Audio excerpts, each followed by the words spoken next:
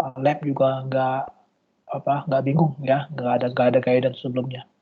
Jadi intinya saya coba nanti selesaikan setengah jam ini ya, supaya nanti teman-teman yang angkatan 18 juga tidak tertinggal ya, karena untuk pertemuan berikutnya sudah bab yang baru ya, Saya usahakan supaya teman-teman yang angkatan 18 ini tetap beriringan ya dengan angkatan 19 ya, jadi nggak tertinggal. Memang ini jadwalnya saya bukan yang menentukan ya. Kalau menurut saya ini kacau nih ya, jadwalnya kacau. Cuman itulah ya, kita terima dulu lah. Yang penting kita nggak usah marah-marah, ya sabar aja ya. Yang penting bisa selesai. Oke, saya lanjut ya. Waktunya masih ada 28 menit saya untuk menghabiskan ya materinya ya. Mudah-mudahan terkejar. Oke, sekarang udah halaman berapa nih? 15 ya, kira-kira 25 halaman lagi ya. Nah, ini teman-teman ada guidelines ya dalam hal pencatatan ya. Jadi panduan ya, panduan. Nah, ini penting ya kalau kita akuntan akuntan yang jadul ya, urusannya mencatat ya. Kalau akuntan sekarang bukan mencatat ya. Kalian udah lebih jauh dari itu ya, harus mengetahui ilmu keuangan ya. Karena sekarang dengan IFRS itu sebetulnya dengan pendekatan market value, ilmu keuangan kalian harus kuat ya. Ilmu keuangan harus kuat. Bahkan matematiknya pun harus kuat ya, matematiknya harus kuat. Ya, jadi bukan hanya debit kredit ya, tapi di sini kita tetap kembali kepada basicnya, mencatat dulu ya. Cara mencatatnya gimana? Ya, jadi aset ya yang diperoleh serta kewajiban ya yang diasumsikan ya menggunakan prinsip-prinsip nilai pasar ya. Jadi harus dengan nilai pasar. Ingat ya teman-teman ya. Jadi nanti kalau kita mau mencaplok suatu perusahaan harus tahu nilai pasar gimana. Nah, cara nilai pasar nanti tahu gimana. Nanti ada penjelasan berikutnya ya. Jika ya saham yang dikeluarkan oleh si acquirer atau si pencaplok ya, kemudian biaya-biaya terkait dengan pendaftaran ya maupun pengeluaran dari saham tersebut ya, itu akan mengurangi dari additional paid-in capital atau agio saham ya, agio ya. Jadi kalau ada kelebihan pembayaran saham di atas nilai buku itu disebut sebagai agio ya, teman-teman udah belajar ya.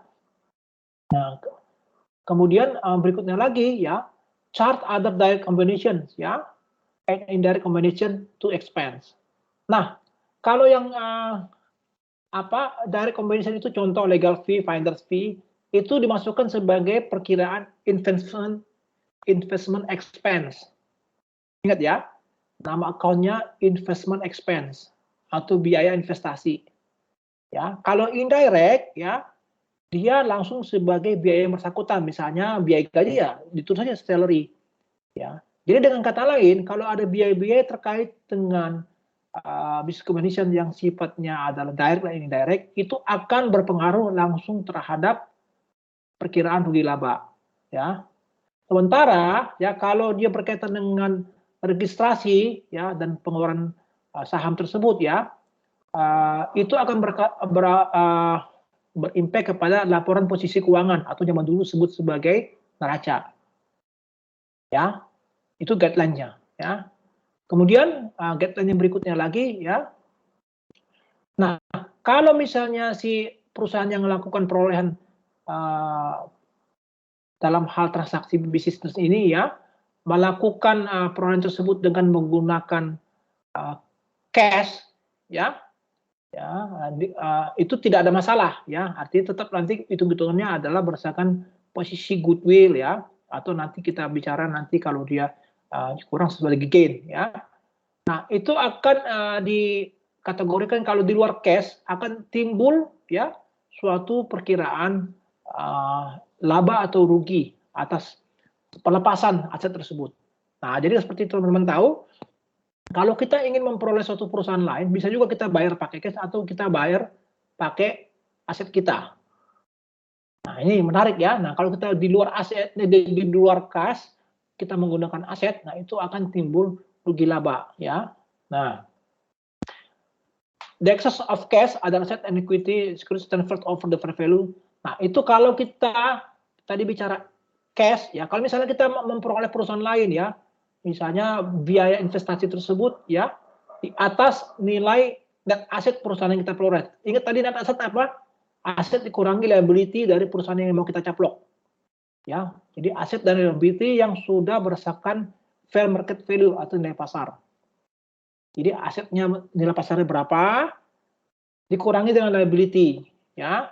Itulah net asset value-nya. Nah, kemudian misalnya nilainya 80 ya. Tapi kita waktu saat memperoleh itu kita bayar misalnya 100.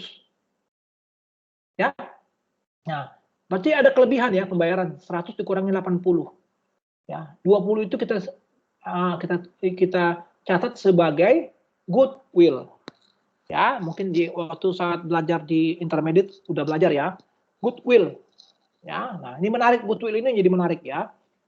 Nah, sebaliknya ya, kalau dia misalnya kita saat melakukan biaya investasi ya dengan menggunakan cash ya atau star cash ya, kemudian ternyata yang kita bayarkan tersebut lebih rendah daripada net asset value ya, berarti kita waktu membeli itu kita membeli untung ya. Nah, itu dicatat sebagai apa? Gain on the bargain purchase. Nah, kejadian ini sebetulnya jarang terjadi ya, jarang terjadi yang apa? Kita membeli aset orang itu lebih murah, tapi pernah nggak terjadi? Pernah ya, dalam situasi krisis ya, contoh tahun 2008 ya, waktu peristiwa subprime mortgage ya, subprime mortgage teman-teman masih ingat ya di Amerika sana ya, waktu jatuh harga saham semua yang VMA itu si pihak yang dituding ya bertanggung jawab juga terhadap jatuhnya harga saham serta keuangan dunia dulu krisis ya. Nah, akhirnya mereka diambil alih juga ya melalui JP Morgan ya, beli harga murah mereka. Jadi mereka untuk beli itu dicatat sebagai keuntungan. Ya, jadi itu juga menjadi suatu istilahnya catatan tersendiri kalau kita dalam situasi krisis ini. Ya, kalau di dalam situasi krisis ini yang COVID ya, mungkin agak sedikit berbeda. Kalau memang COVID ini bisa berkepanjangan dan banyak perusahaan yang nanti rontok ya, tapi masih tetap punya prospek, ada kemungkinan akan dibeli murah, teman-teman. Ya, kalau dibeli murah berarti dia ada bergain yang membeli tersebut. Jadi kemungkinan yang alternatif kedua ini bukan sebagai goodwill tapi sebagai gain on bargain purchase bisa terjadi. Ya. Oke, next. Nah, ini catatannya nih, teman-teman ya. Jadi kalau kita bicara akuntansi, kita bicara jurnal, ya. Jadi contoh di sini adalah misalnya Poppy corporate mengeluarkan 100.000 lembar saham, di mana nilai nominalnya adalah $10 per lembar saham. Ya, untuk membayar ya dari sahamnya Cisani, ya. Yaitu Poppy tersebut dinilai valuasinya harga pasarnya adalah $16 per lembar saham dalam ribuan ya. Nah, jadi jurnalnya gimana? Ya, jurnalnya gampang ya. Jadi untuk investasi kepada Suni kita tentu menggunakan nilai pasar ya. Di harga saham tersebut adalah 16 dikali 100.000 ya. Nah, di sini 1000-nya dihilangkan karena in thousand ya. Berarti ada 1.600 ya. Kemudian nilai nominalnya itu adalah 100 dikali 10 dikali 100 ada, jadi 1000. Jadi di jurnal di kreditnya common stock ya atau saham biasa $10 nominalnya 1000. Nah, kemudian ada agio saham ya, additional paid in capital sebesar 600, yaitu selisih dari nilai pasar dikurangi nilai buku. Gampang ya. Ini terus. Kemudian ini juga. Nah, ini misalnya si Poppy Corporation itu membayar cash untuk finder's fee ya sebesar 80.000 ya, dan consulting fees sebesar 40.000 ya untuk mendaftarkan atas pengeluaran saham tersebut. Nah, ini di jurnal gimana? Nah, kembali kepada prinsip ini teman-teman. Ingat nih ya, recording guidelines ya. Jadi kalau dia berupa fee yang berhubungan dengan issuance ya, atau pengeluaran atau pendaftaran dari saham tersebut, itu akan mengurangi additional paid-in capital. Nah ingat, atau agio saham itu normalnya adalah posisi kredit, ya, sehingga kalau dia mengurangi, dia mesti di debit, ya. Jadi dia di debit 40. Nah kemudian tadi kita bicara finder's fee, ya, itu adalah bicara yang sifatnya direct expense, ya, yang akan mengurangi investasi sehingga timbul investment expense 80, cash 20, ya. Nah, ini kalau misalnya diasumsikan si Suni itu nanti dibubarkan, ya. Nah, investasi expense tersebut akan dialokasikan untuk membayar kepada seluruh aset yang diperoleh serta kewajiban-kewajiban yang diasumsikan. Ya, apabila ada kelebihan pembayaran atas investasi tersebut akan dicatat sebagai goodwill. Nah, ini jurnalnya teman-teman. Ya, jadi di debit dia, ya, receivables-nya, inventories, plant, goodwill. Ini adalah jurnal untuk perolehan dari piutang, persediaan, ya, aset tetap serta goodwill yang nanti akan ada selisih, ya, dari perusahaan yang kita taplok, ya. Nah, artinya siapa nih? Si Suni, ya. Jadi si Poppy mencaplok si Suni. Nah, kemudian si Suni juga punya utang, ya, punya juga surat-surat utang, ya, itu catat. Nah, kemudian investasi yang kita catat di sini 1.600, ya, sebelumnya yang di debit kemudian di kredit, ya, dihilangkan, ya, 1.600, ya. Gampang ya, nggak susah ya. Sejauh ini cukup jelas ya. Saya anggap teman-teman udah punya pengetahuan dasar untuk akuntansi. Nah, kemudian alokasi biaya menggunakan metode akuisisi. Ya, jadi kita waktu saat mengalokasikan tersebut harus mengidentifikasi apakah adanya tangible aset, intangible aset, dan liabilities. Nah, teman-teman di bukunya BIMS disebutkan kalau ada aset-aset tersebut terutama untuk intangible, ya, contohnya seperti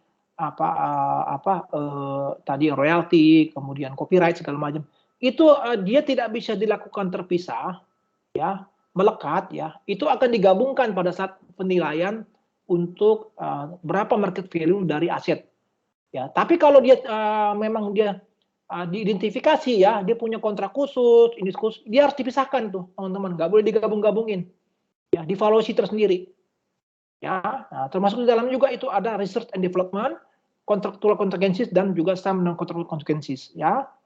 Apa itu contractual contingencies? Itu nanti kita akan belajar di belakang. Jadi istilahnya nanti pada saat pengambil alihan perusahaan tersebut ada yang seperti janji-janji dari si perusahaan si yang mengambil alih. Kalau nanti kalau diambil alih ternyata nanti kita hasilnya bagus begini-gini, akan ada suatu value lagi yang timbul dan kita akan membayarkan. Itu artinya ada kewajiban bersyarat ke situ, ya.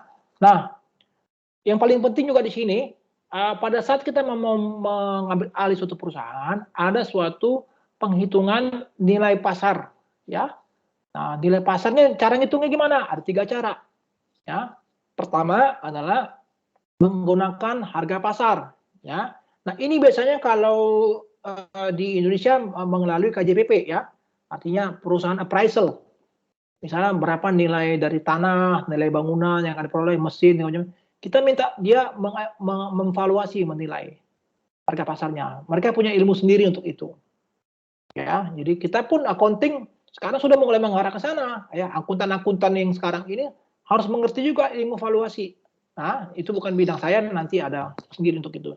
Nah, kedua, kalau memang itu tidak bisa dijalankan, kita menggunakan nilai terkini atau present value dari, ya, estimasi cash di masa mendatang, arus kas di masa mendatang. Nah, teman-teman juga udah belajar ya, time value of money, nilai waktu dari uang, ya. Jadi nilai waktu dari uang mendatang misalnya, ya, perusahaan tersebut kira-kira dengan adanya kita lakukan merger tersebut akan berapa nilainya dari aset itu. Itu divaluasi, ya. Nah, ke depan sekian katanya nilainya aset tersebut. Nah, itu ditarik mundur, teman-teman. Tarik mundur caranya gimana? Di present value, didiscounted. Ya, didiscounted berdasarkan ukuran-ukuran yang dapat diobservasi. Nah, yang ketiga, terakhir itu adalah berdasarkan estimasi secara internal. Ya, oke.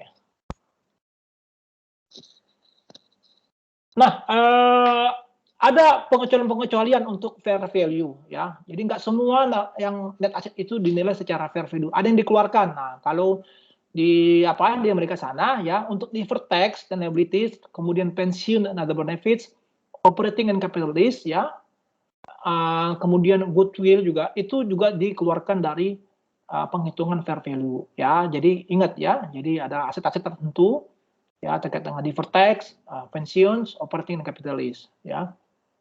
Nah, kalau kita nanti kemudian ada terkait dengan goodwill, ini hal yang penting ya dalam hal kombinasi bisnis ya. Nah, goodwill ini adalah kelebihan dari jumlah ya nilai pasar yang ditransfer ya, kemudian nilai pasar dari kepentingan non controlling ya, kemudian nilai pasar dari kepentingan yang diakuisisi ya terhadap net asset yang diperoleh. Itu konsep yang sudah kita jelaskan sebelumnya. Jadi kalau kita membayar sesuatu lebih atau di atas ya dari nilai net asset itu sebagai goodwill dicatatnya. Nah, ini tadi yang saya bicara contingent consideration ya. Jadi kita bicara di sini kadang-kadang ada suatu pembayaran tersebut ya menyangkut kepada kepentingan-kepentingan di masa mendatang ya, contohnya bahwa nanti akan ada suatu pengeluaran suatu saham tertentu atau utang tertentu dalam hal membiayai dari transaksi bisnis kombinasi tersebut ya. Nah, pencatatannya gimana? Ya, recording contingent consideration itu juga berdasarkan basis berapa perolehan penghasilan yang akan diperoleh dari investasi tersebut di masa mendatang. Ya, jadi ini juga penting. Ini sudah menyangkut ilmu keuangan juga ya. Kita harus bisa memprediksi dengan adanya kita memperoleh perusahaan lain tersebut akan mengenerate income kita nggak di masa mendatang. Itu penting teman-teman. Ya, nah itu ada contingent consideration. Nah ini ada contoh soal lagi ya di bukunya si BIMS ya. Contohnya si PIT ya, selalu P ya. P itu sebenarnya P itu parents, itu subsidiary, jadi supaya gampang ya, cuma nama-namanya dibikin mana aja. Jadi induk memperoleh subsidiary atau anak perusahaan ya dalam kombinasi bisnis pada tanggal 27 Desember 2008. Ya, aset dan liabilities dari Sheet & Co ya dicatat sebagai berikut. Nah, ini selalu begini teman-teman ya. Nilai bukunya berapa?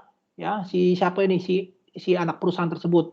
Ya, cash, kemudian piutang bersih, inventory, land, building, patents ya. Nah, kemudian ada di sisi kreditnya account payable, not payable, other liabilities. Nah, ini kalau di total secara book value net asetnya adalah 750 ya. Tapi secara fair value ya si sheet-nya itu sheet-nya itu net asetnya 1.200. Di mana dia meningkat nilai pasarnya? Tinggal kita lihat. Oh, inventory market value-nya dari 200 ya, sebelumnya menjadi 250, ada naik 50. Land naik 50 jadi 100. Building, ini building 300 menjadi 500, jadi naik 200. Equipment ya, divaluasi lagi nilainya dari 250 menjadi 350. Nah, patents ya tadinya nggak ada value-nya, nggak ada harganya, dinilai lagi ternyata ada nilai pasarnya jadi 50. Ya, selanjutnya begitu juga ya, notes payable juga justru utangnya menurun dari 150 menjadi 135. Ada penurunan ya dari utang tersebut. Sehingga total net asetnya adalah 1.200. Nah, waktu dia ingin memperoleh PIT ya si PIT itu membayar ya dengan cash serta mengeluarkan saham ya sebesar 50.000 lembar saham ya, sebanyak 50 saham dengan nilai nominal 10 dan nilai pasarnya 20. Ya, sehingga dicatat ya 400 ya adalah cash-nya ya ditambah 50 kali 20 adalah nilai pasarnya. Ya 50 lembar totalnya 1.400. Nah, fair value-nya berapa? Nah, fair value-nya ini ya, teman-teman 1.200 ya. Jadi waktu si PIT itu mengakuisisi si seed ya, itu nilai pasarnya net asetnya si seed adalah 1.200, sehingga ada kelebihan pembayaran yang kita catat sebagai goodwill sebesar 200. Ya, nah pencatatannya gimana? Ya, untuk transaksi itu jurnalnya adalah investmentnya ada 1.400. Dari mana 1.400 itu ya? Jadi kita mengeluarkan kas dan juga membayar juga menggunakan saham kita. Ya, totalnya 1.400, cashnya di kredit 400, kemudian juga common stock dengan nilai nominal 10 dicatat jadi 10 dikali 50.000 menjadi 500.000 ya. Ini dalam ribuan menjadi 500. Ya, kemudian juga additional paid-in capitalnya menjadi 500. Ya. Jadi ini yang dicatat. Nah, kemudian selanjutnya si seed itu dibubarkan ya, dibubarkan sehingga asetnya si seed menjadi asetnya si parent ya. Asetnya si anak perusahaan itu menjadi asetnya si induknya.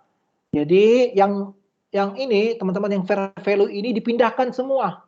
Ya, jadi gampang ya, cuma di jurnal aja jangan debit kredit ya. Jadi menambah dari posisi asetnya si parent ya 50, 40 total ya. Tinggal dicatat. Tapi ada satu hal tambahan baru, pos baru yaitu adalah goodwill ya 200. Itu kan dari mana? Dari sini tadi ya. Nah, goodwill ini masuk sebagai perkiraan neraca di parentnya. Ya, nah kemudian di kredit AP, not payable serta utang lainnya ya, itu sebesar 1.400. Ya, oke. Ini yang 1.400 adalah penjurnalan ya, jurnal balik untuk menghilangkan ya dari investment debit menjadi investment kredit. Ya, oke. Jadi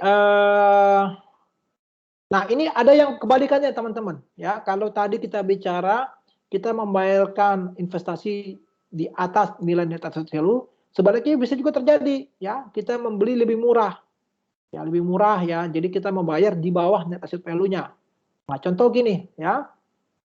Si parent-nya itu satu sipit itu mengeluarkan 40.000 bersaham nilai nominal 10 ya, tapi nilai pasarnya $20 per lembar saham. Selain itu ya, dia juga membayar dengan menggunakan surat utang ya, yaitu dengan not payable tingkat suku bunga 10% dengan nilai 200.000. Jadi cara penghitungannya gimana? Ya, cara penghitungannya ya gampang ya. Fair value-nya itu udah 1.200 yang tadi ya, seperti ini. Ya, ini 1.200 ya. Ya. Kemudian dikurangi berapa yang kita keluarkan untuk memperoleh fair value tersebut. Itu dari mana? Dari saham dan surat utang ya. Sahamnya berapa? 40 lembar dikalikan dengan nilai pasarnya 20 ditambah dengan surat utang 200. Total 1.000 ya. Sehingga ada gain from bargain purchase 200. Ya. Nah, jurnalnya juga mudah. Kita tinggal catat ya, di debitnya ada 1.000 ya, ini ya. 1.000 karena kita mengeluarkan itu investasinya adalah berdasarkan dari saham serta surat utang. Kemudian di kreditnya adalah surat utangnya 200, kemudian sahamnya sebesar nilai nominal 400 serta agiunya 400. Ya, gampang ya. Nah, kemudian juga di jurnal berikutnya juga mudah ya. Ditambahkan seluruh asetnya si seed ke asetnya si si parent sebesar nilai market value-nya. Nah, di sini tidak ada perkiraan goodwill ya. Kenapa? Karena yang timbul justru adalah perkiraan dari keuntungan ya. Nah, keuntungan ya. Jadi di sini ada payable, not payable, ada investment in seed serta gain ya. Kalau gain ya berarti dia sudah masuk ke perkiraan nanti dia wujudnya ke rugi laba tahun berjalan. Ya, 200.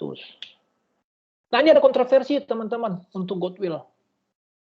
Ya, jadi goodwill itu sebetulnya adalah kapitalisasi ya atas kelebihan pembayaran ya dari net asset ya. Nah, kalau secara historis ya goodwill itu dulu-dulu ya dikapitalis dan diamortisasi. Ya, tetapi dengan adanya standar IASB yang baru ya dia goodwill itu dikapitalize tapi tidak diamortisasi, teman-teman. Ya, jadi gimana goodwill itu? Goodwill-nya bisa dilakukan penurunan atau diimpair, ya. Jadi bisa timbul biaya apabila goodwill tersebut ternyata setelah dievaluasi nilainya di bawah harga pasar, sehingga ada diimpair, ya. Teman-teman udah belajar konsep impairment, ya.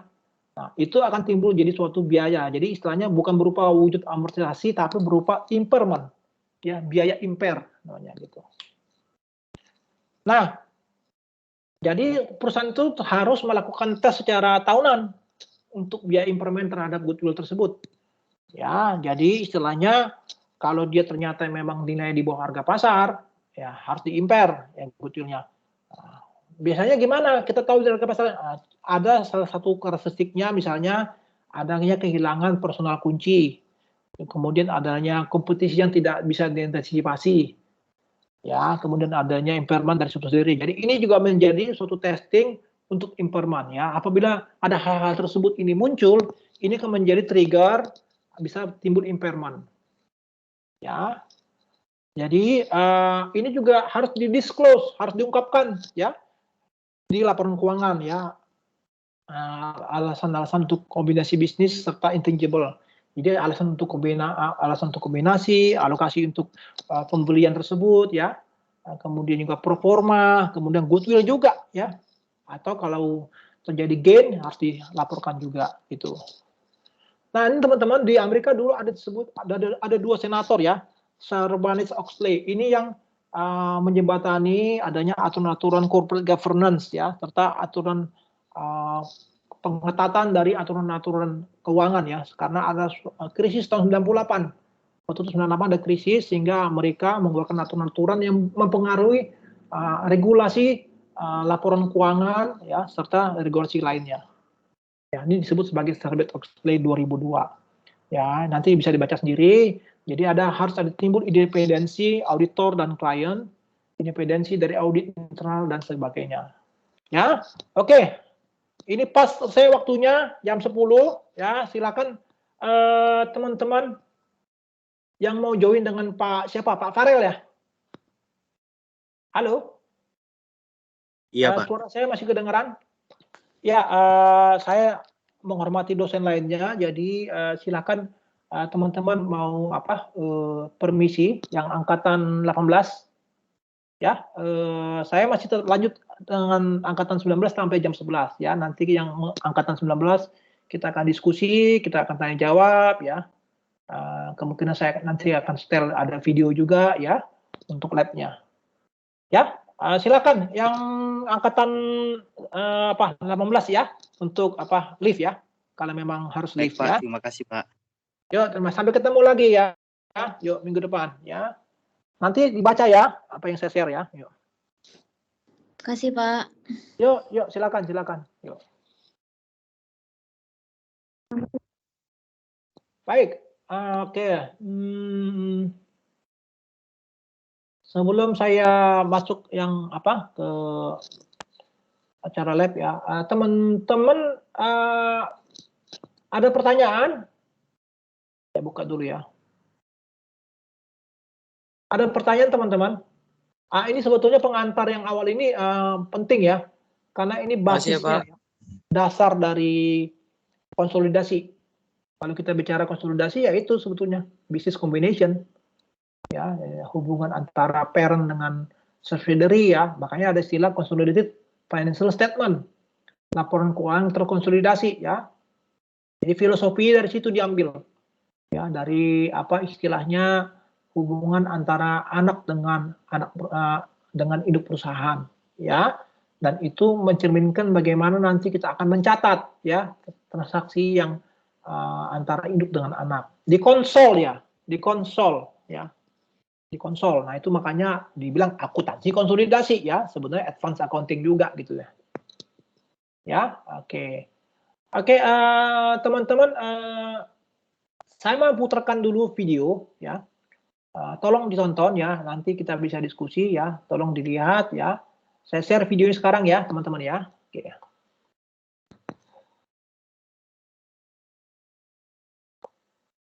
Bentar, ya.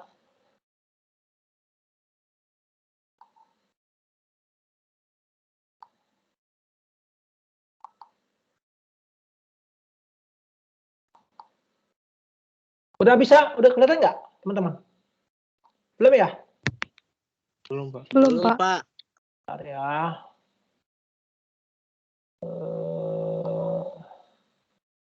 Oh, ini screen.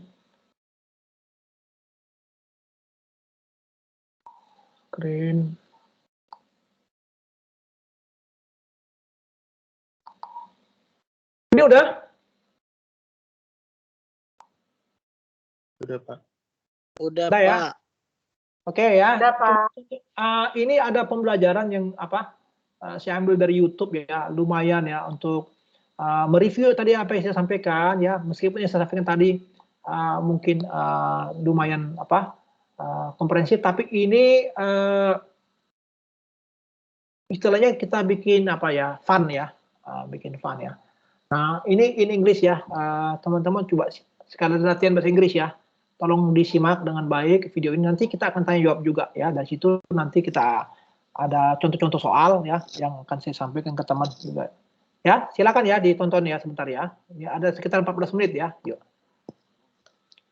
Saya tes dulu. Kedengeran nggak suaranya? Kedengeran? Kecil, Pak. Hah? Kecil. Kecil? Suaranya kecil, Iya. Pak. Iya. Buat saya gedein lagi ya. For the business as a whole. Sekarang? The seller might be great in the early stages of the Pak. life cycle of the business. Hah? Kecil, Pak. Startup Kecil. and prototyping, Cukup? but lacking on the skills to grow and Gedein lagi, harvest. Pak. Gedein lagi. Suaranya kedengeran nggak? Kecil ya?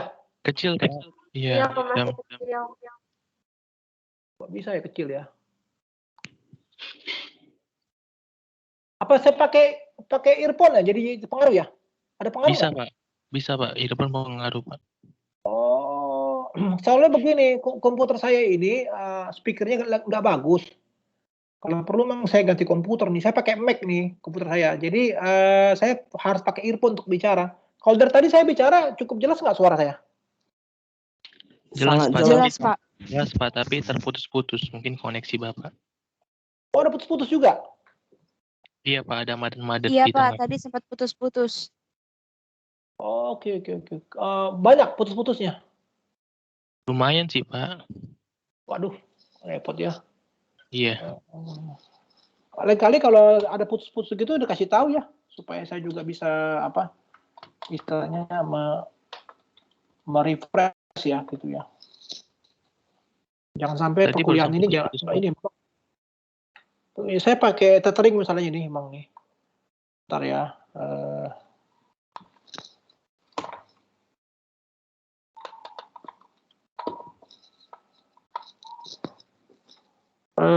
Ntar ya, kalau langsung dari YouTube bisa nggak ya? Ntar ya, coba saya ambil YouTube ntar ya.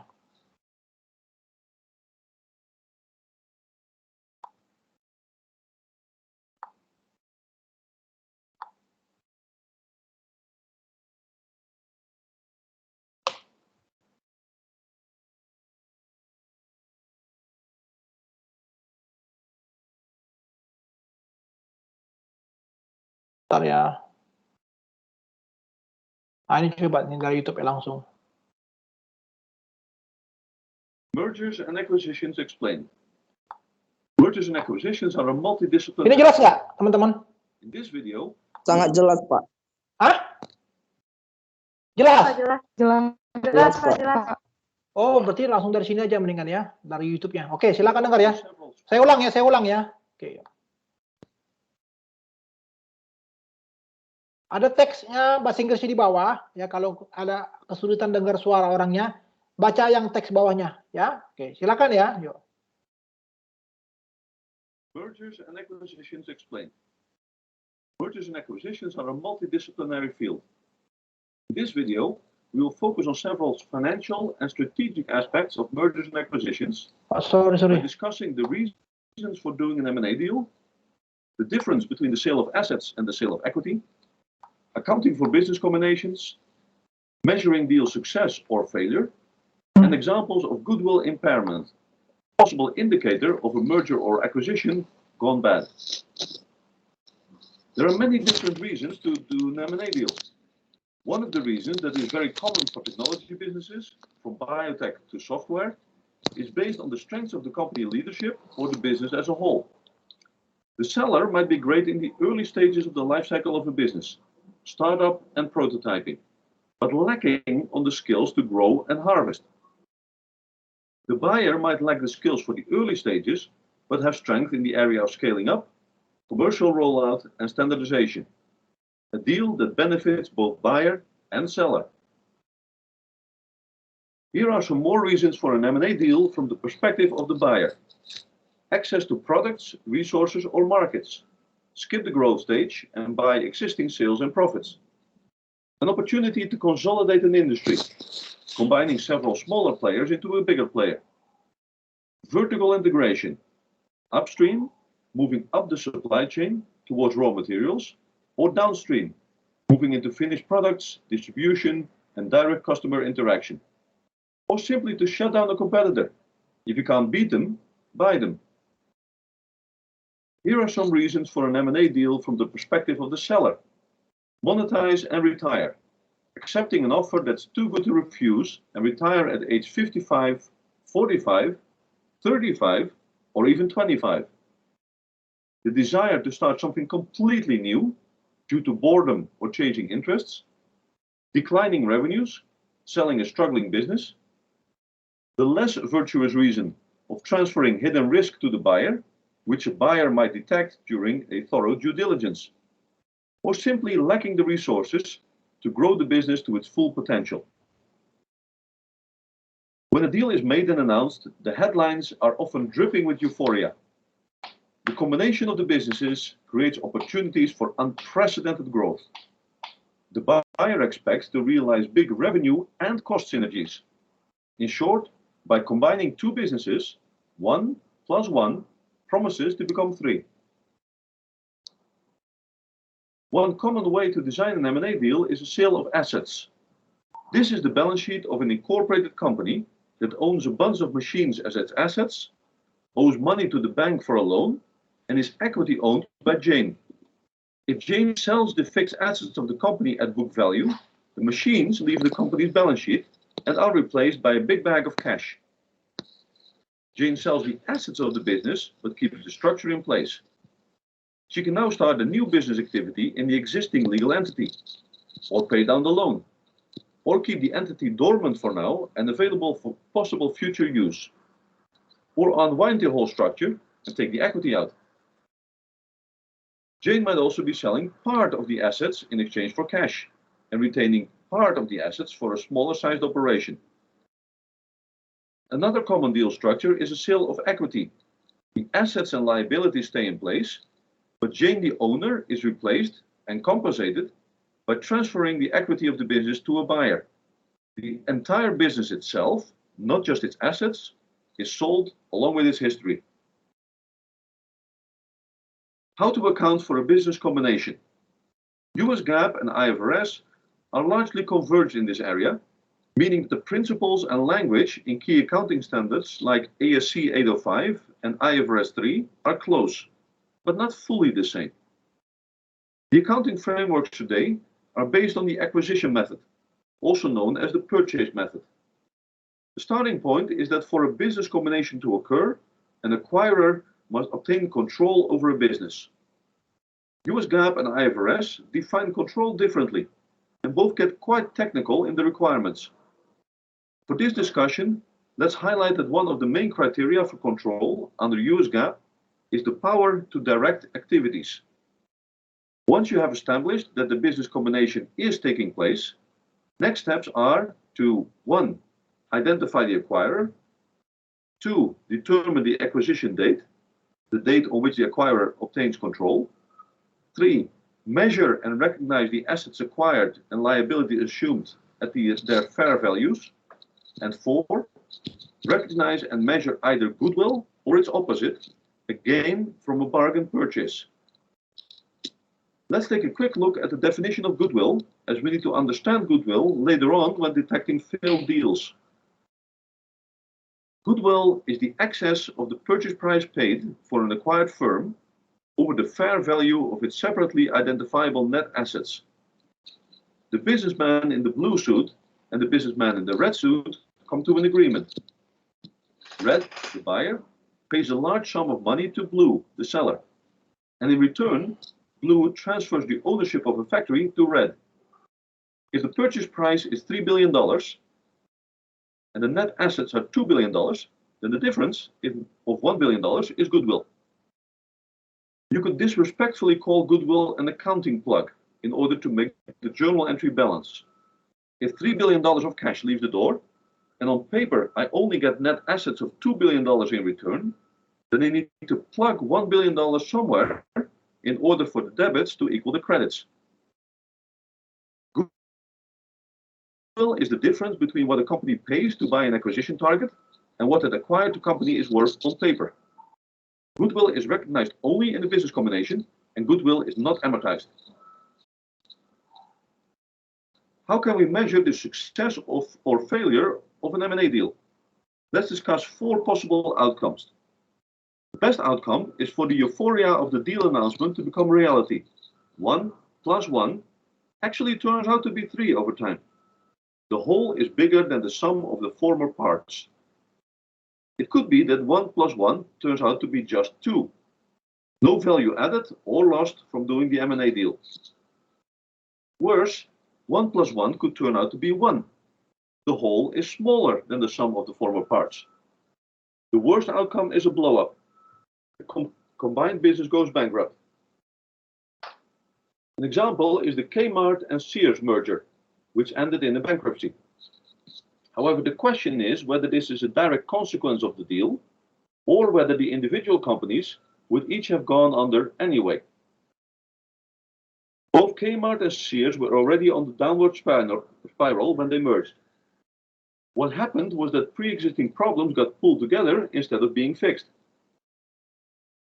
Let's work our way up from bottom to top. How about 1 plus 1 equaling 1? In this category, the combined business has not gone bankrupt, but its financial performance is signaling significant issues. An indicator for deals that landed in this category can be the announcement of a goodwill impairment. That doesn't mean business combinations without a goodwill impairment are safe. There could be a potential impairment building up. At least companies that record a goodwill impairment decided to bite the bullet. Here are some examples of large goodwill impairments in 2018 and 2019. The $22 billion write-down by General Electric on the acquisition of Alstom's power business. The $8 billion impairment by Procter & Gamble for Gillette. Verizon Communications' $5 billion goodwill impairment related to its acquisition of Yahoo and AOL. And CVS Health's $4 billion goodwill impairment related to the acquisition of Omnicare. Let's dive into one of these examples in detail. P&G Gillette. The one-time non-cash accounting charge actually consists of $6.7 billion in goodwill and $1.6 billion in intangible assets. It's interesting to read the detail of the goodwill impairment testing in the annual report. 2 of the main reasons mentioned are grooming habit changes and competition. In other words, a guy like this, who has gone from using his Gillette razor almost every day to once a week. And strong emerging competitors like Dollar Shave Club and Harry's with very different business models. However, according to P&G, grooming continues to be a very attractive business, despite the impairment now recorded. Let's zoom out to the bigger picture. P&G has done very well over the years, if you measure the overall performance by the share price. Procter & Gamble announced the $57 billion Gillette deal in January 2005, when P&G's share price was around $54. The acquisition closed in October 2005. Since then, P&G's share price has moved largely in line with, or ahead of, the S&P 500 and competitor share prices. The announcement of the $8 billion impairment, a fraction of the total original deal value, in the summer of 2019, hasn't seemed to hurt the share price. As the impairment was taken 14 years after the acquisition, it is probably safe to say that it was an accounting entry due to evolving business and market factors, rather than judging the Gillette acquisition as a bad deal. To quote P&G executives in 2010, 5 years after the deal, much of the deal's value is like an iceberg. It's there, just obscured underwater. So if P&G's impairment for Gillette is not an indication of a deal gone bad, what data do we have to judge the other impairment cases? What we learned from looking at the P&G Gillette case is that we need to look at deal closing date versus goodwill impairment date, and size of the goodwill impairment versus size of the deal. GE announced the acquisition of Alstom's power business in April 2014. The deal closed after lots of regulatory discussions and deal structure changes in November 2015. The impairment took place just 3 years later and is enormous versus the deal value. Verizon announced the acquisition of AOL in May 2015 and the acquisition of Yahoo in July 2015. Both deals closed within months after the announcement. The impairment of almost $5 billion was taken 3.5 years after the deal closings, for about half of the combined deal values. A similar pattern occurred with CVS buying Omnicare, announced May 2015 for $13 billion, closed August 2015, impairment 3 years later for a part of the deal value. Now that we discussed negative outcomes of mergers and acquisitions, let's ask ourselves the question when we can conclusively decide that a deal was successful, or at least not destroying value. That's not so easy. It is possible to detect failure and defeat through via negativa, but we should use caution or even abstain from declaring a definitive victory. Here's why. Let's say there are 4 paths for a combined business: great financial performance, strong revenue growth, margin improvements, strong free cash flow generation, okay financial performance, some growth in revenue, margins and cash flow, poor financial performance, a decline in revenue, margins and/or free cash flow, and bankruptcy. Each arrow represents 1 year of financial performance in the diagram. The characteristic of a bankruptcy is that it is an absorbing barrier. It's game over. Once you are in there, you exit the population as a company, even though your assets might be purchased for a restart under a new label and with new capital. The combined business might end in poor financial performance for a few years if it runs into integration and customer acceptance issues after the deal, but could recover and find an upward trajectory over time. At what point do we judge this as successful or unsuccessful? After 3 years? After 5 years? After 7 years? Combined business that starts off well could be in the great financial performance zone for a few years, but then hidden risk suddenly materializes and catapults the business into bankruptcy. That's why it's so hard to declare the definitive victory of an M&A deal. The best way to judge the performance in this case is to say that it has gone well so far. The passing of time is great in detecting fragility. I hope you enjoyed the discussion of various financial and strategic aspects of mergers and acquisitions. Want to learn more about business?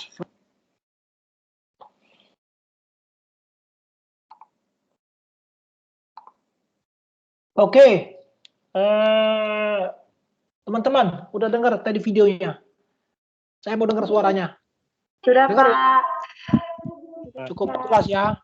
Tadi saya pilih-pilih ya video yang bagus ya dari YouTube, itu yang terbaik ya untuk menjelaskan apa perkuliahan yang saya sampaikan sekarang, dan juga menjembatani pemahaman teman-teman ya supaya tertarik ya.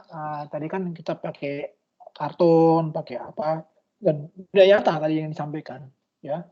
Intinya topik yang kita pelajari hari ini sangat-sangat menarik ya, menjadi topik besar di dunia gitu ya, merger akuisisi ya. Coba kita diskusi dari video tadi ya, ada hal-hal apa yang mungkin di bukunya BIMS yang tadi yang saya sampaikan mungkin ya tidak dijelaskan, atau ada hal-hal yang menambahkan lah ya, menambahkan bukunya BIMS dari video tadi. Ya, apa aja yang menjadi tambahan informasi yang cukup penting yang bisa kita belajar, karena saya juga tadi menyampaikan ke teman-teman bahwa saya juga mengajarkan di sini tidak semata-mata hanya ilmu akuntansi debit kredit ya, itu boring ya kalau hanya itu doang terus ya. Kita belajar yang lebih luas lagi, ilmu finance-nya ya, ilmu finance, ilmu keuangan, ilmu strategic management ya. Jadi ilmu bisnis ya, karena kebetulan saya doktor bisnis ya, jadi bisnis keuangan. Saya juga akuntan ya. Saya juga pajak juga saya mau menguasai ya, karena saya S2 saya mengenai pajak. Nah, saya mau coba bawa teman-teman di lab ini juga tujuannya supaya teman-teman sendiri merasa bahwa dunia accounting juga sudah berkembang jauh dan menjadi ilmu yang istilahnya bukan hanya pure accounting ya, tapi sudah gabungan berbagai disiplin ilmu yang mungkin tetap satu rumpun ya, tapi kita harus belajar juga yang lain ya. Coba kita diskusi dulu yang tadi video tadi ya. Kira-kira hal-hal apa aja yang menurut teman-teman yang bisa menambah pengetahuan dari video tadi, yang di luar apa yang sudah saya sampaikan? Silakan.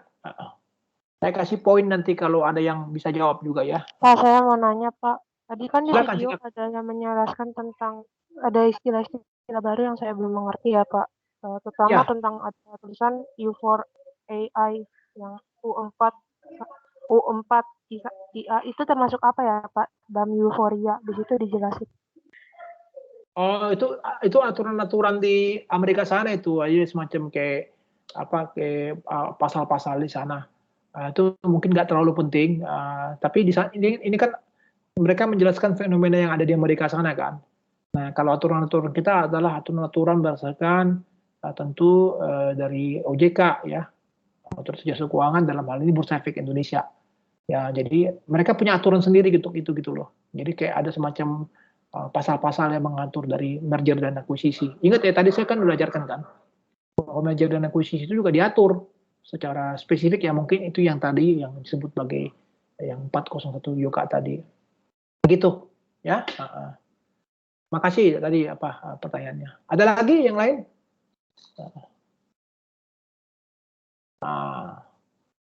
Pak, saya mau nanya. Silakan, Tribides. Saya masih kurang paham Pak ya, kenapa yang 1 tambah 1 kok yang sama dengan 2 itu wajahnya lebih nggak bagus daripada 1 tambah 1 dengan Oke. Bagus, pertanyaan bagus Tribides. Jadi gini, ada konsep yang mungkin teman-teman nggak tahu, saya udah belajar belum sebenarnya, namanya istilahnya sinergi. Udah pernah belajar belum? Sinergi. Belum Pak.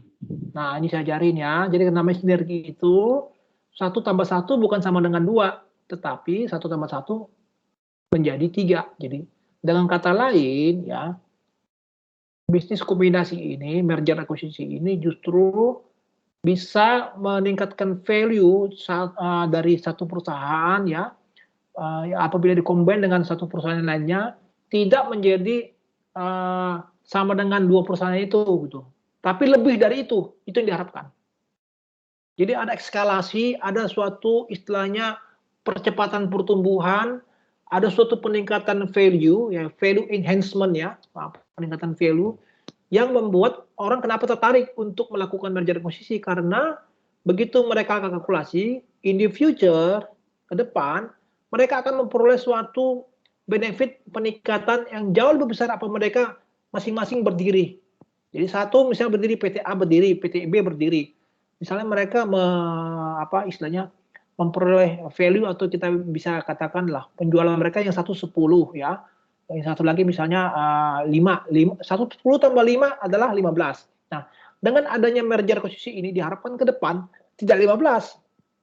Ya, mereka bergabung sehingga bisa value-nya nanti menjadi misalnya 25 untuk penjualannya. Itu yang dinamakan sinergi.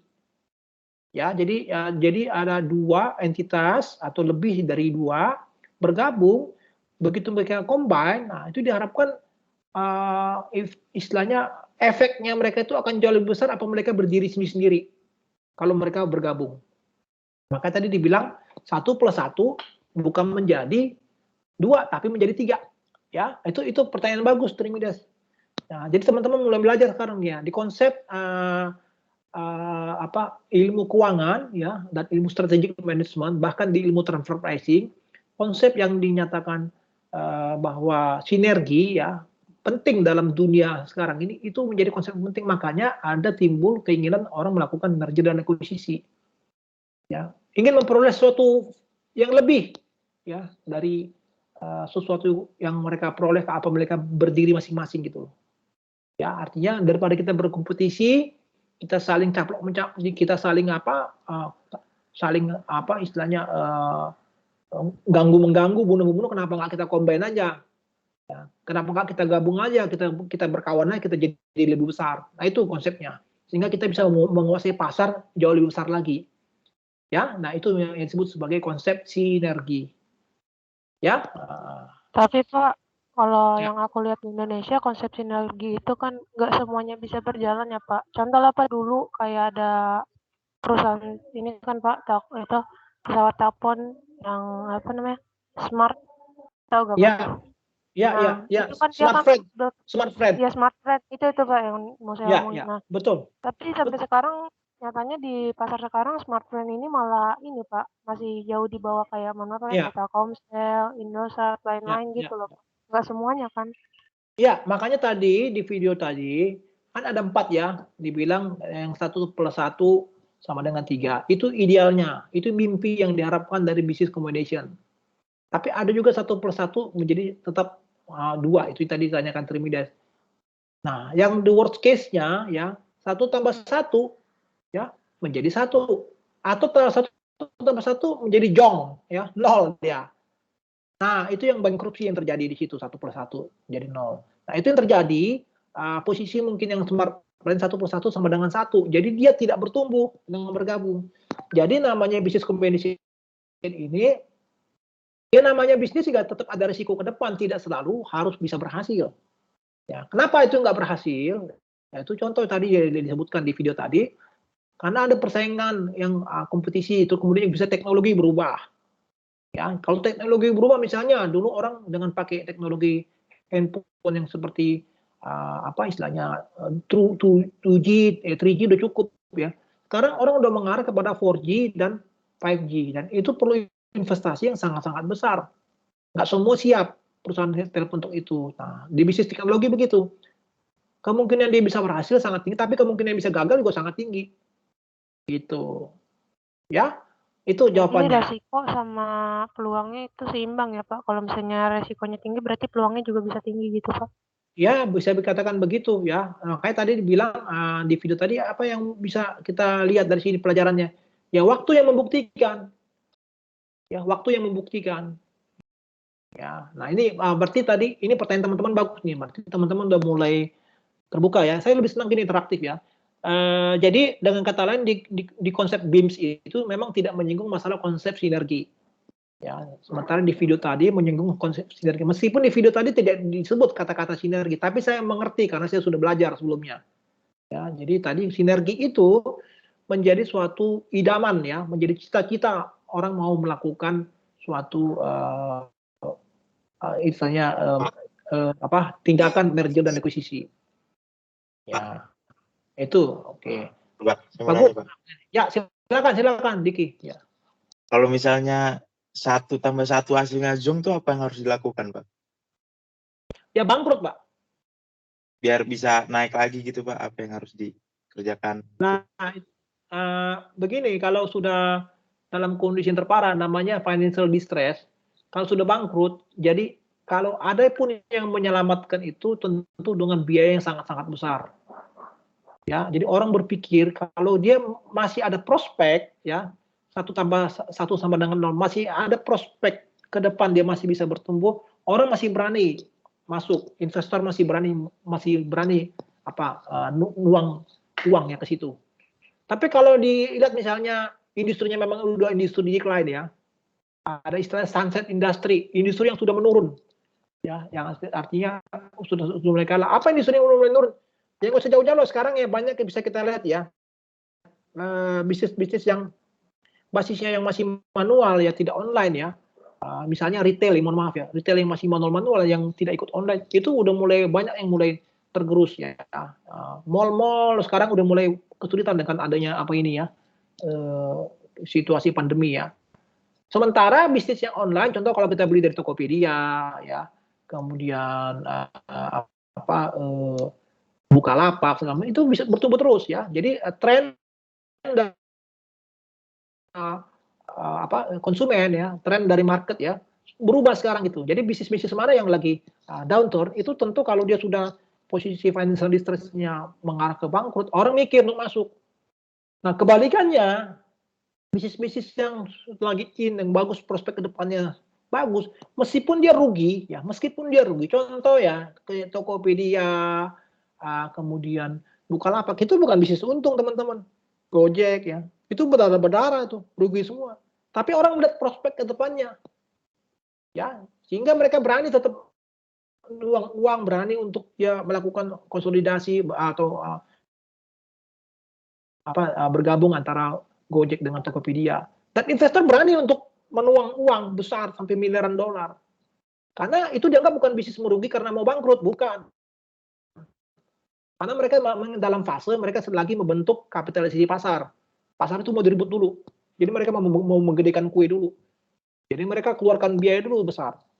Ya, dan itu perlu teman-teman tahu. Bisnis sudah mulai berubah. Arahnya nggak seperti dulu. Kalau dulu kita bisnis 1-2 tahun rugi nggak apa-apa. Habis itu mesti untung. Sekarang nggak begitu.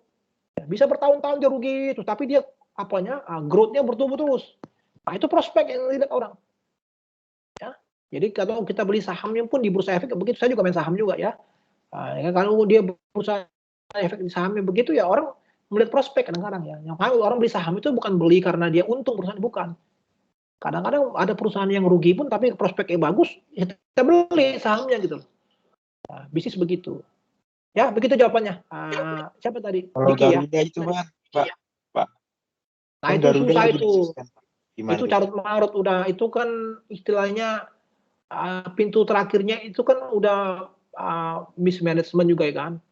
Jadi udah salah kelola, kemudian udah juga ada unsur-unsur korupsi juga dulu pembelian apa segala macam. Nah, satu keuntungan Garuda cuma satu, dia dimiliki sahamnya masih sebagian besar oleh pemerintah, ya. Jadi masih ada istilahnya tanggung jawab negara di situ. Dan istilahnya itu yang menjadi pintu terakhir mereka. Sementara investor lainnya contohnya kayak Citicorp ya, si siapa itu, yang punya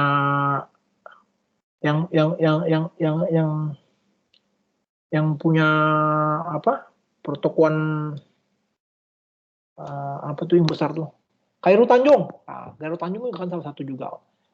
Dia juga udah mulai beringsatan itu ruginya.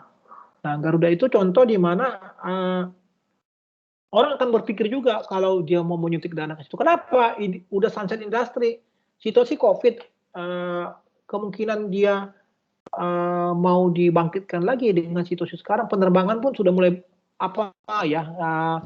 nggak seperti dulu lagi maraknya kan. Jadi pembatasan penumpang ini, aturan-aturan istilahnya setiap negara ya, bahkan kayak di Singapura nggak boleh pesawat Indonesia mendarat segala macam ya, itu sudah sangat menyusahkan industri airlines ya, ditambah lagi salah kelola Garuda ya.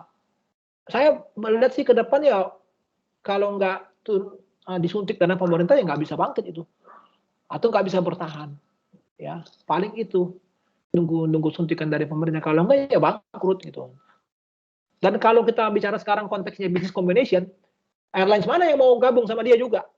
Nah, misalnya SQ atau Singapore Airlines mau caplok dia, kan masih lihat juga prospeknya apa yang mau dilihat gitu. Orang perusahaannya udah perusahaan bangkrut gitu. Suara saya cukup jelas nggak didengar teman-teman? Jelas, Pak. Jelas, Pak. Begitu jawab. Nah, ini menarik ya. Jadi kita nggak bicara debit kredit ya. Kita bicara bisnis, kita bicara accounting ya. Nanti debit kreditnya teman-teman bisa latihan ya. Nanti saya kasih soalnya ya. Nanti saya share ke siapa nanti, ke si siapa? Kawan kita ya. Ketua Trimides, Pak. Trimidas ya, ketua kelas ya. Iya, Pak. Ini Bagus nih bisa naratif gini. Silakan lagi teman-teman, apalagi yang mau tanyakan lagi. Kita diskusi aja lebih bagus ini ya. Jadi apa hidup jadi teman-teman silakan tanya apa. Saya kebetulan nanti ada seminar juga ya teman-teman, saya jadi pembicara merger akuisisi ya. Sekitar bulan-bulan November awal ya. Itu mahal loh seminarnya, 7,5 juta loh bayar per orang. Ya, saya di sini saya kasih kalian gratis ya. Siapa? Nanti dikirim link Zoom atau apanya di grup boleh? Ya, bisa nanti. Saya harus izin dulu sama si Prof. Adler karena saya diajak sama dia. Ya, kalau untuk ini ya. Oke, tadi selain itu apalagi teman-teman yang bisa lihat dari topik tadi mengenai goodwill. Ini penting nih ya. Coba diskusi tadi kita bicara kalau kita melakukan investasi ya di atas net asset value dari perusahaan yang kita akuisisi atau kita merger, itu kan timbul nilai lebih ya sebagai goodwill. Kalau tadi video tadi menyebutkan plug ya, jadi kayak cuma mengisi celah ya. Nah, goodwill ini memang aneh ya, agak anehnya kenapa? Dia suatu aset yang diperoleh, tapi sebenarnya value-nya nggak jelas gitu loh, nggak ada value-nya, jadi cuma kayak penyimbang aja, penyimbang debit kredit. Nah, yang menariknya lagi, goodwill ini ya tidak bisa diamortisasi. Ya, jadi dulu masih bisa ya diamortize ya.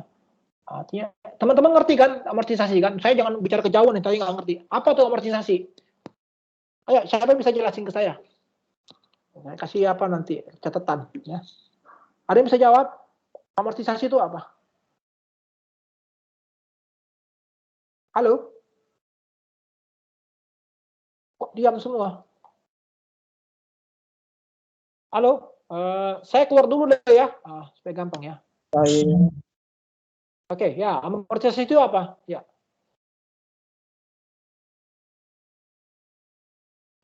Saya, Pak. Halo, Pak. Ya, silakan siapa yang mau jawab? Ini siapa, Pak? Saya dulu atau Trimides dulu? Jeremia boleh, Jeremia dulu. Ya, Jeremy aja. Ya, boleh, silakan Jeremia. Ya.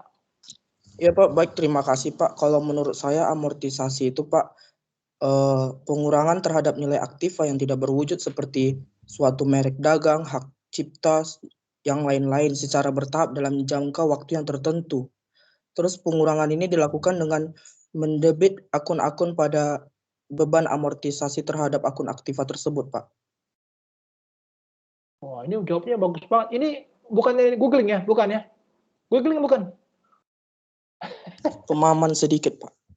Bagus. Kalau paham itu udah bagus ya. Jadi silakan Trimides mau jawab apa ya? Bagus. Terima kasih Jeremia. Ya, Trimides gimana? Halo Trimides. Ya, Trimides. Silakan Trimides. Amortisasi itu apa? Karena konsep ini penting sekali ya. Kita bicara dari tadi soal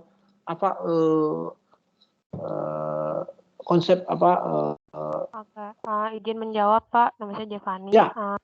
Yang saya pernah belajar amortisasi itu dulu di akuntansi pendanaan perusahaan atau enggak akuntansi keuangan 2 lah kalau untuk semester lalu. Itu waktu itu dosen saya Bu Melinda. Di situ kami diajarkan kalau amortisasi itu seperti kayak pengurangan Pak, hampir sama seperti yang dijelasin Jeremy, tapi saya pakai bahasa saya Pak. Seperti pengurangan nilai Pak, penyusutan gitu loh. Kalau misalnya nanti ada sahamnya dinilai berapa terus dijual berapa, nanti kita hitung berapa pengurangannya sampai kita tahu gitu loh berapa itu hasilnya itu bakal untung atau rugi. Itu sih Pak yang saya tahu.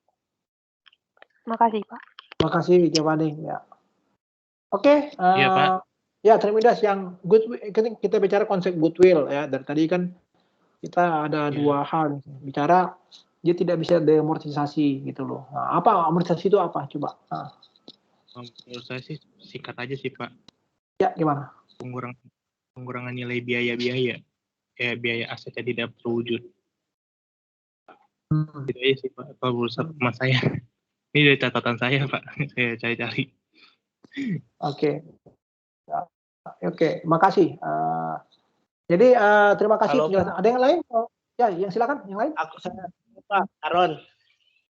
Ya, silakan Aron. Dari Ambon nih langsung. Ya, gimana Aron? Ya. Ini yang tadi dibilang beberapa teman, Jada Jeremia, Kristera lagi, Stefani dan Mides. Saya mau nanya dong Pak. Ya, silakan. Apa yang mau tanya? Pengertian amortisasi. Kalau misalnya kita melakukan pelunasan utang dalam jangka waktu tertentu dan dilakukan secara bertahap, itu apakah itu disebut juga amortisasi, Pak? Oh, bukan. Bukan ya? Bukan, itu pelunasan utang itu biasa itu Pak. Nggak ada urusan sama amortisasi gitu. Nah, makanya teman-teman gini, harus belajar konsep dulu. Kita kaitannya kan, saya boleh ya Pak jelasin dikit ya. Di accounting itu ada istilah untuk istilahnya memadukan ya konsep antara matching cost ya against revenue. Udah belajar belum matching cost against revenue? Coba yang lain bicara. Itu dulu, itu filosofinya. Matching cost against revenue. Jadi mengadu ya, mematch ya, mematching antara biaya dengan pendapatan. Kalian kalau sebelumnya mohon maaf belajar dalam bahasa Inggris atau bahasa Indonesia?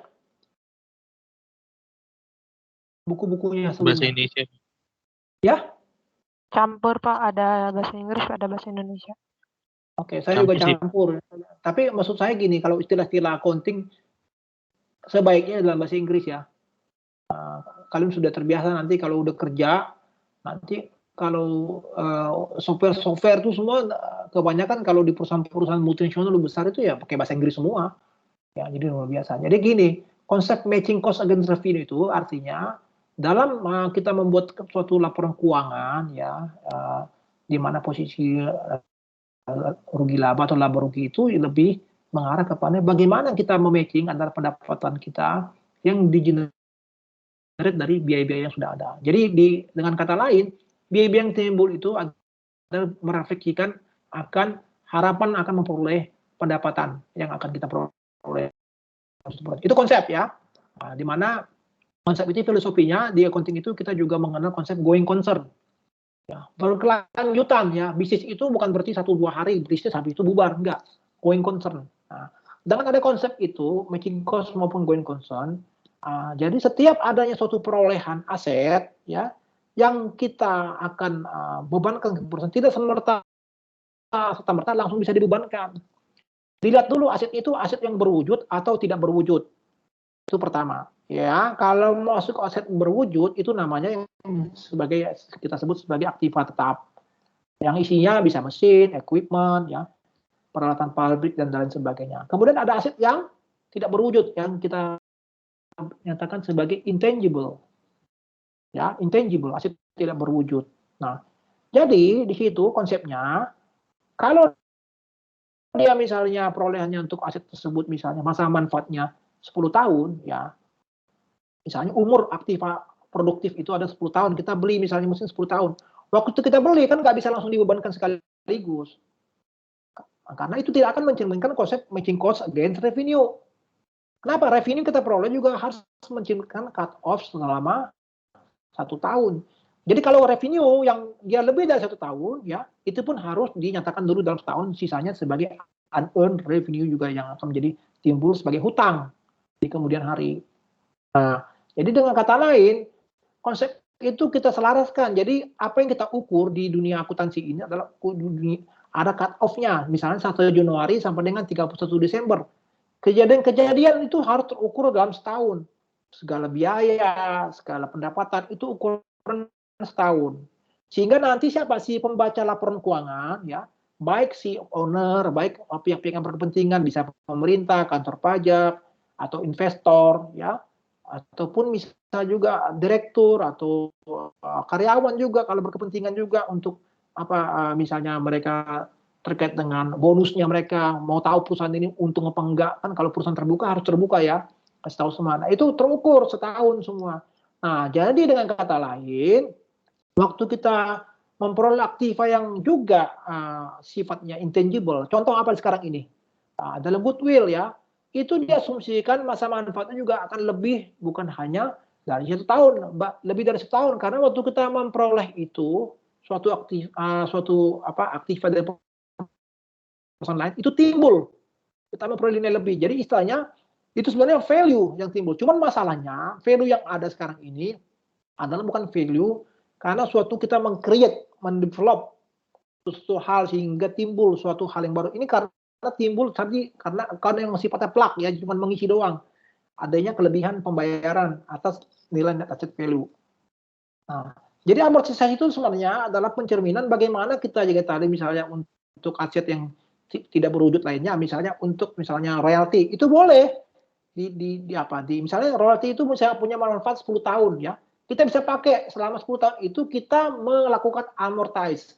Nah, kalau di aktiva tidak tetap, namanya apa? Aktiva tetap. Kalau aktiva tetap namanya adalah penyusutan atau depresiasi. Kalau dari aktiva yang tidak berwujud atau intangible namanya adalah apa, teman-teman? Amortisasi. Kalau di dunia perkebunan, pertambangan, ya itu disebut sebagai depresi. Udah belajar belum itu semua? Sorry teman-teman, konfirmasi dulu. Saya dulu dasar.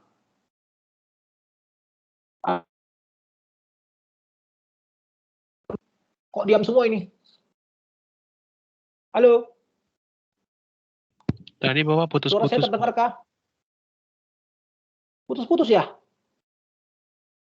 Mohon maaf Iya, Pak. Sekarang Iya dengar Pak, nggak? tadi Jelas nggak? suara Bapak suara putus-putus. Tadi suara Bapak sempat Yuk. putus-putus, Pak.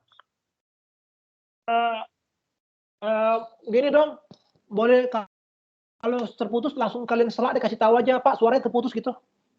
Ya, Baik, Pak. jangan diam ya. Nggak apa-apa, ngomong Pak, suaranya terputus. Ya, oke. Jadi prinsipnya, sekarang dengar nggak? Jelas nggak? Jelas Pak. Halo? Jelas.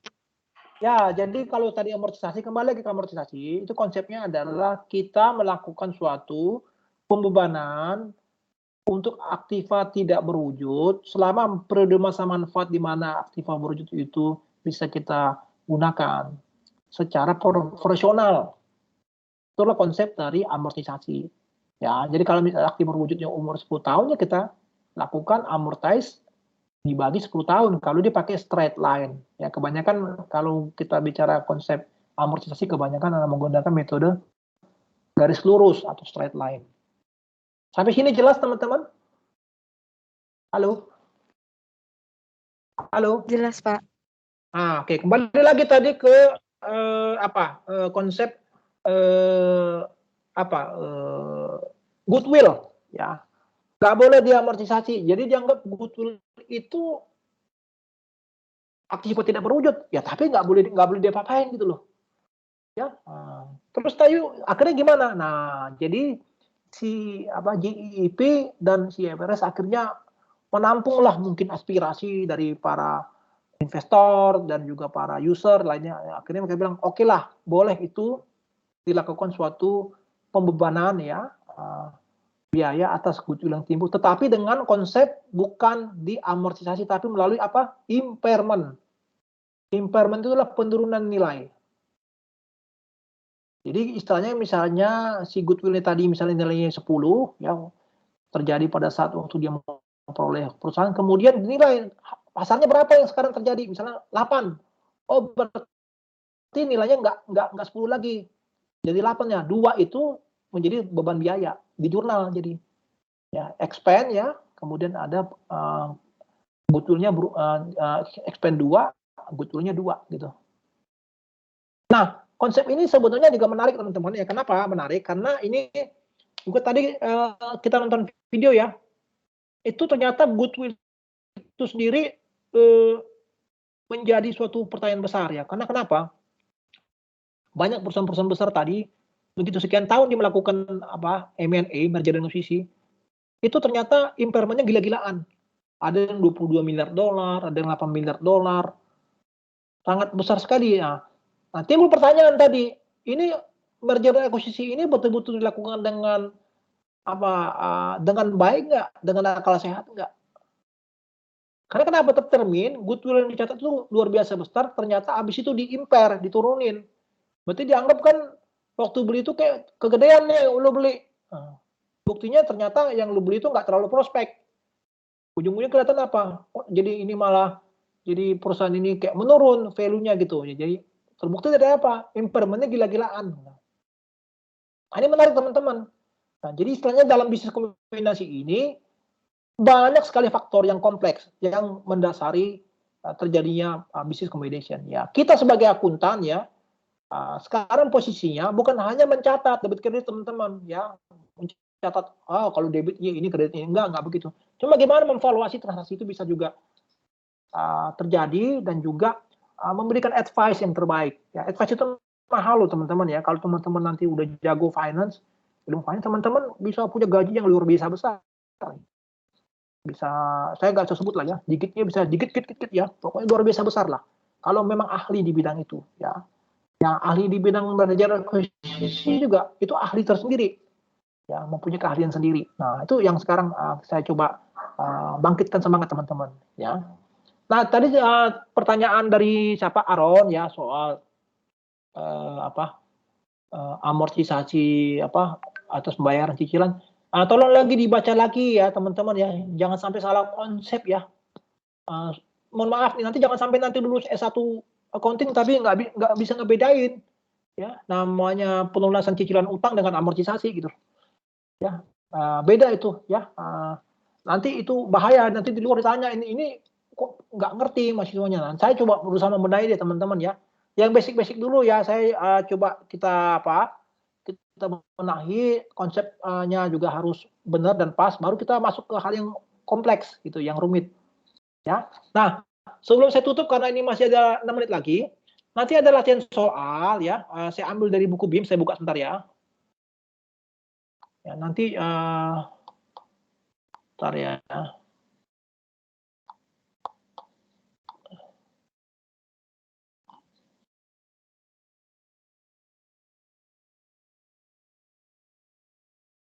Habis ini masih ada kuliah nggak kalian? Halo teman-teman? Masih, Pak. Oh ya. Jam berapa? Jam 11? Hah? Jam berapa kuliahnya? Jam 3, Pak. Oh. Nah, ini teman-teman ya ada buku. Ini bukunya si BIMS ya, yang asli ya. Jadi nanti ada soal-soal ya. Saya kirim nanti PDF-nya ya ke si Trimides ya. Nanti saya akan sebutkan soal nomor berapa. Coba nanti teman-teman latihan dikerjakan ya. Ya saya lihat di sini yang bagus ya di soal misalnya untuk exercise misalnya nomor 4 bagus ya. Kemudian di problem nomor 3 bagus ya. Nanti dua itu coba nanti dikerjakan ya. Exercise nomor ya. Nanti pengerjaannya kita ketik di Word atau tulis tangan? Tulis tangan juga boleh, nggak apa-apa. Tulis tangan yang habis itu di foto, di send ke saya. Ya. Berarti bebas ya Pak, boleh diketik, boleh bebas. Nah, saya nggak membatasi teman-teman harus pakai apa ya. Yang penting dijawab gitu ya, yang penting dikerjain. Pengumpulannya Pak? Ya minggu depan lah ya, coba nanti saya coba cek. Saya coba tahu teman-teman itu paham nggak ya apa yang saya jelaskan. Nanti saya coba review. Saya sih maunya kita kuliah itu nggak mau terlalu terburu-buru ya. Karena menurut saya kalau ditargetin RPS begini takutnya nanti teman-teman terlalu cepat nggak ngerti gitu ya, kedodoran gitu ya. Nanti saya kirim Trimides PDF-nya. Nanti kerjakan yang soal tadi exercise 4 ya, Exercise 4 4 ya. ya sama P3 ya. 2 ya. P3. Nanti saya kirim di grup PDF-nya ya. Nanti Iya, Pak. tolong dikirim jawabannya. Kemudian apanya? Nanti saya juga kirim alamat email saya ya. Alamat email Lucky ya. Nanti silakan teman-teman share situ. Kita belajar semangat ya. Itu supaya teman-teman juga coba kalau misalnya teman-teman merasa sendiri nggak bisa jawab gitu, saya persilakan deh mau komunikasi ke yang lain-lain, diskusi boleh terserah ya, tanya segala macam supaya bisa mengertinya. Selama ini gimana kalau untuk pelatihan gitu? Ada istilah gini nggak kalian dosen-dosen lain? Atau habis kuliah dibiarkan begitu aja? Apa gimana? Ada tugas sih Pak, tapi dikumpulin juga. Oke, seminggu cukup nggak biasanya? Cukup ya? Iya, seminggu. Cukup ya? Cukup, Pak. Oke ya. Ya, nanti exercise 4-nya sama P3 ya. Itu dikerjakan. Habis itu nanti di-share ke saya. Saya tulis di dalam WA sekarang, nanti PDF pun saya akan share. Saya share sekarang deh. Ini ya. Ini pakai WA kan? Ya, tadi ya. Iya Pak. Iya pakai WA. Ya, ini WA-nya nih. Apa tadi nama WA-nya grupnya? Sorry. Apa tadi? Ini Aksol ya? Prak ya? Iya, Pak, yang itu, Pak. Ini ya. Oke, saya send sekarang bukunya ya.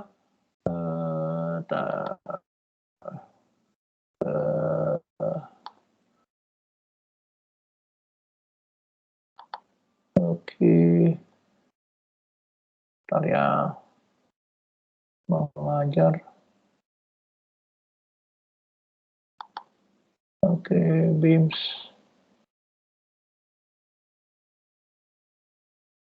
Bentar ya. Buku.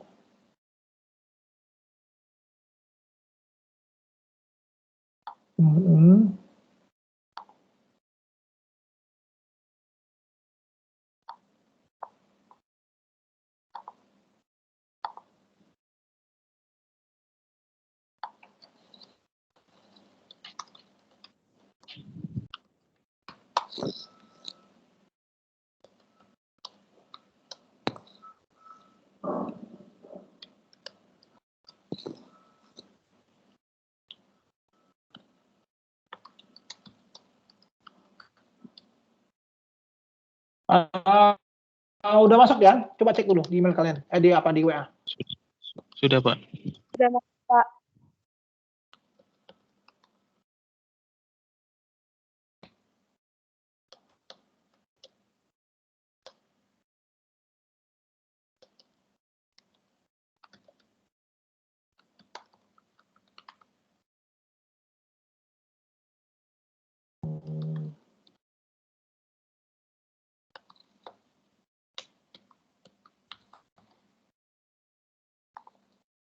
Itu ada alamat email saya ya.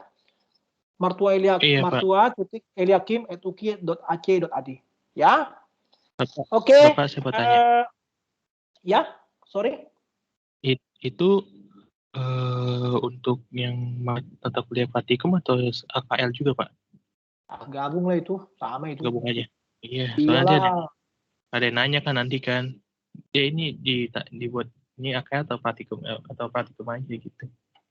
Jadi gabung aja. Pak. Ya ini aja. Sama yang tadi kan ada juga nih si kelas yang sebelumnya. Jadi maksud saya ini berlaku juga untuk kelas yang 18 tadi. Oke, baik Pak. Ya. Kelas 18, yang 18 dan 19 kerjakan aja tuh yang E4 dan P3, kumpulkan ke saya. Nah, nanti untuk praktikum ya sebetulnya ini kan tujuannya adalah memperlancar. Nanti ada tugas yang lain lah. Jangan semuanya kasih terus nanti kalian juga overwhelm ya. Berlebih nanti dari dosen lain kasih sana kasih sini kasih. Kayak juga nawin lah kalian juga gimana belajar bisa happy lah ya. Jangan sampai terbeban gitu ya. Tapi tetap harus ada tugas ya supaya punya tambahan pengetahuan gitu ya. Oke, sebelum saya tutup ada yang menanyakan? Pak, saya Ya. Pak. Siapa Jadi ini? Pak, Ini tugasnya. jadi Pak buat Halo Pak. Ya. Siapa dulu Pak? Aku dulu atau Yang duluan dulu tadi yang pertama siapa? Si Jeremy ya. Silakan Jeremy. Ya. Baik Pak, buat tugas-tugas yang dikirimkan itu Pak, jadi dalam ini teori gitu Pak, tugas teori kita. Bukan Iya. Jere. Juga Ini kan tadi kan exercise E4 sama P3, latihan soal gitu kan. Ini tugas. Nanti kumpulkan, bisa juga dalam bentuk kalian bikin di Excel boleh, mau dibikin di Word boleh, ya. Mau tulis tangan boleh, ya, di foto, nggak apa-apa. Yang penting dikerjain gitu loh, ya. Oh. Cukup jelas? Halo? Sangat jelas Pak. Terima kasih. Karena menurut saya bab 1 ini sangat penting ya. Ini pembuka awal ya. Kalau kalian nggak ngerti di sini, nanti selanjutnya bisa kacau gitu. Ya. boleh ya Pak. Pak, Ya gimana Trimides? boleh share PPT-nya tadi nggak Pak? PPT-nya Oh aja. ya, saya share sekarang. Ya. Iya, saya tadi baru PDF doang. Saya share sekarang ya. Bentar ya. Bentar ya.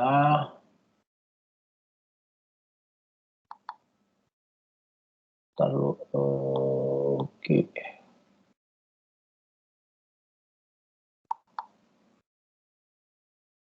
Taruh.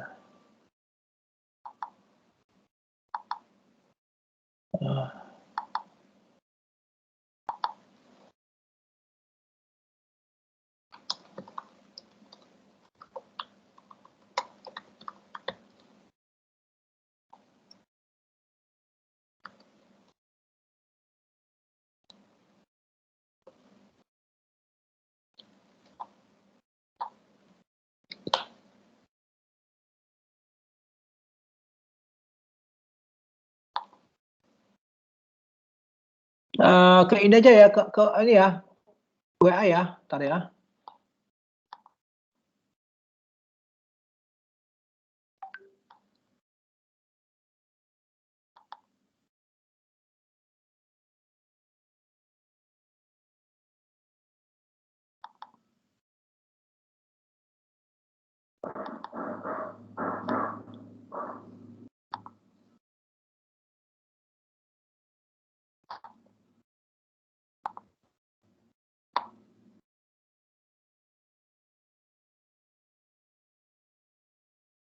Halo?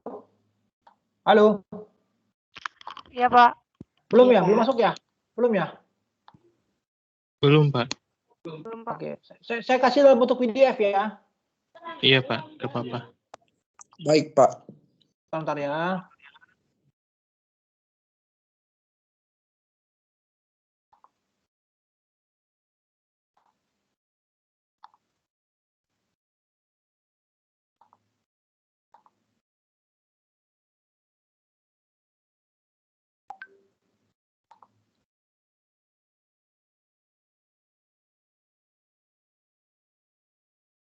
Udah?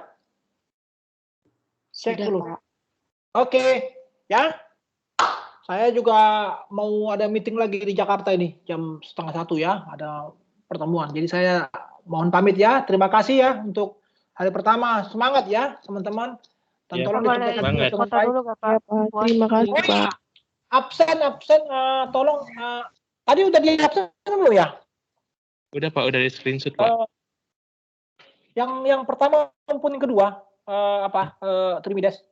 Yang pertama udah di screenshot, yang kedua juga di screenshot Pak. Oh baik, tolong dikirim di grup ya absennya. Iya Pak. Iya Pak. Terus nanti yang lapor ke situ siapa? Lapor ke bagian TU-nya? Saya atau Pak Trimidas? Bapak yang lapor. Nanti kan Bapak kan buat ini ya, mahasiswanya. Nanti Bapak yang lapor ke TU. Masih dari katanya kalau nggak salah dosen sendiri bisa bikin absen sendiri Pak. Ya udah nanti saya lapor ke Pak Yosua deh ya. Mm-mm. Oke. Screenshotnya jangan lupa Pak Trimidas ya. Ya, Iya Trimidas ya. Bapak. Oke, saya izin live ya. Terima kasih ya. Selamat siang semua.